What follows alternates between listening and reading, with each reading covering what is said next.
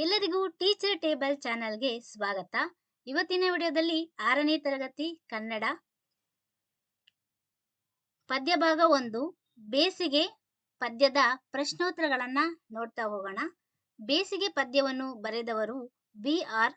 ಲಕ್ಷ್ಮಣರಾವ್ ಅವರು. ಕವಿ ಕೃತಿ ಪರಿಚಯ. ಬಿ.ಆರ್. ಲಕ್ಷ್ಮಣರಾವ್ ಅವರು ಚಿಕ್ಕಬಳ್ಳಾಪುರ ಜಿಲ್ಲೆಯ ಚೀಮಂಗಲ ಗ್ರಾಮದಲ್ಲಿ 9/9/1946ರಲ್ಲಿ ಜನಿಸಿದರು.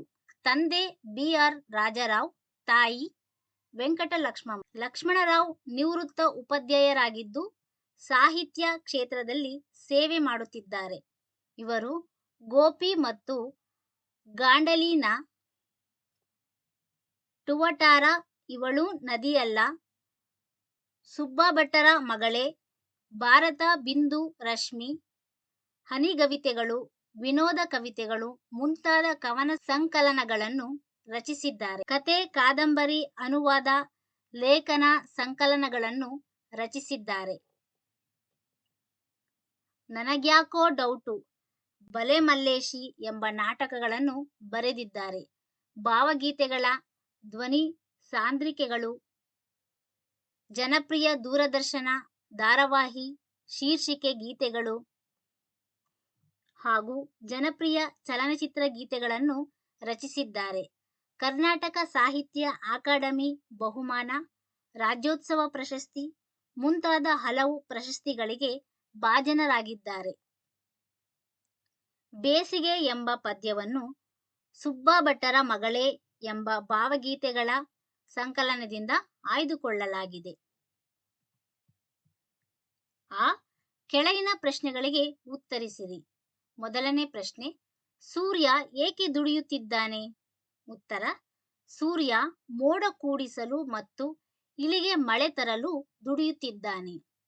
ಎರಡನೇ ಪ್ರಶ್ನೆ, ಭೂಮಿಯ ಪೋಷಕ ಯಾರು? ಉತ್ತರ, ಭೂಮಿಯ ಪೋಷಕ ಸೂರ್ಯ. ಮೂರನೇ ಪ್ರಶ್ನೆ, ಸೂರ್ಯ ಮರೆಯದೆ ಯಾವ ಕರ್ತವ್ಯ ಮಾಡುವನು?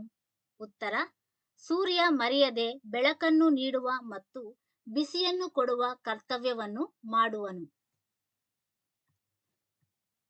ನಾಲ್ಕನೇ ಪ್ರಶ್ನೆ, ಬಿರು ಬಿಸಿಲಿಗೆ ಯಾವುವು ಕಂಗಾಲಾಗಿಲ್ಲ? ಉತ್ತರ, ಬಿರು ಬಿಸಿಲಿಗೆ ಮರ, ಗಿಡ, ಪೊದೆ ಮತ್ತು ಬಳ್ಳಿಗಳು ಕಂಗಾಲಾಗಿಲ್ಲ. ಐದನೇ ಪ್ರಶ್ನೆ, ಸೂರ್ಯನಿಂದ ಮಕ್ಕಳು ಕಲಿಯಬೇಕಾದ್ದೇನು? ಉತ್ತರ, ಸೂರ್ಯನಿಂದ ಮಕ್ಕಳು ಪ್ರತಿನಿತ್ಯ ನಿಸ್ವಾರ್ಥತೆಯಿಂದ ನಮ್ಮ ಕರ್ತವ್ಯವನ್ನು ಮರೆಯದೆ ಮಾಡುವುದನ್ನು ಕಲಿಯಬೇಕು. ಆ ಕೆಳಗಿನ ಪದಗಳಿಗೆ ತಲಾ 2 ಸಮಾನಾರ್ಥಕ ಪದಗಳನ್ನು ಬರೆಯಿರಿ. ಮೊದಲನೇದು ಸೂರ್ಯ, ರವಿ, ಭಾನು, ನೇಸರು.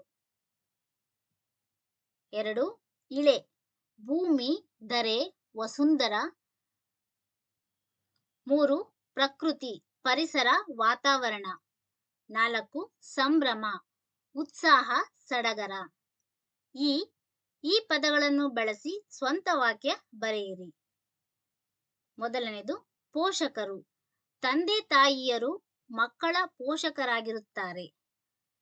2 ಕರ್ತವ್ಯ, ವಿದ್ಯಾರ್ಥಿಗಳು ತಮ್ಮ ಕರ್ತವ್ಯವನ್ನು ತಾವೇ ಮಾಡಿಕೊಳ್ಳಬೇಕು.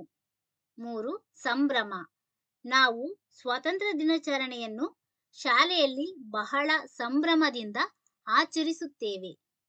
4 ಧನ್ಯತೆ, ನಾನು ಶಿಕ್ಷಕ ವೃತ್ತಿಯಿಂದ ಧನ್ಯನಾದೆ.